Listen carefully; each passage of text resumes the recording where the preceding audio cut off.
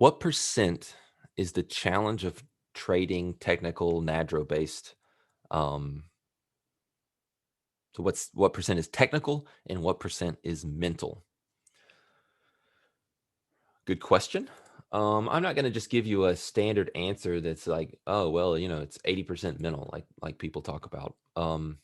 It depends on where you are along the spectrum of development. Okay,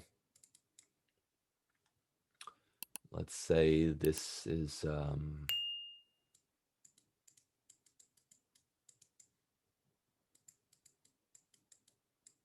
okay, the spectrum of mental and technical. So I think that it looks like this. So what does this graph tell us? That means when we're very low, barely developed, new, it's almost entirely technical. You're learning concepts, you're learning how to use these tools and whatnot. So it's very, very technical.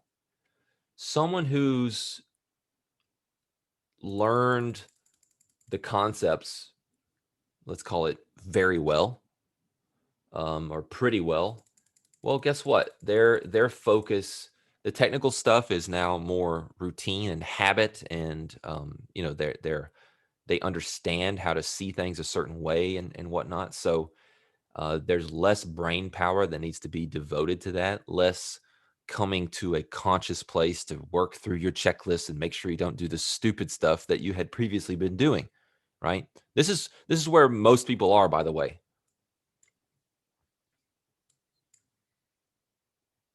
And I think that this is a very dangerous place as you develop and get to here, because a lot of people want to say that their problems are mental when in fact they don't have good enough technical skills, including, let's call it, having developed processes, having developed how they trade, how they manage winners, and then having something as a benchmark to follow. Most people don't develop those things good enough. Therefore, I'm going to say they're not developed technically good enough. They don't have a methodology. They just have all these tools and things that are floating around in their head that they're trying to use, and they screw it all up because there is no consistency, because there is no process to lean on. Okay. So those are the people who want to talk all about their psychology. And the fact is that they're not really ready to focus on that exclusively yet. I'm a big believer. There's a reason why Module 1 of NADRO sets the tone in terms of mental framework.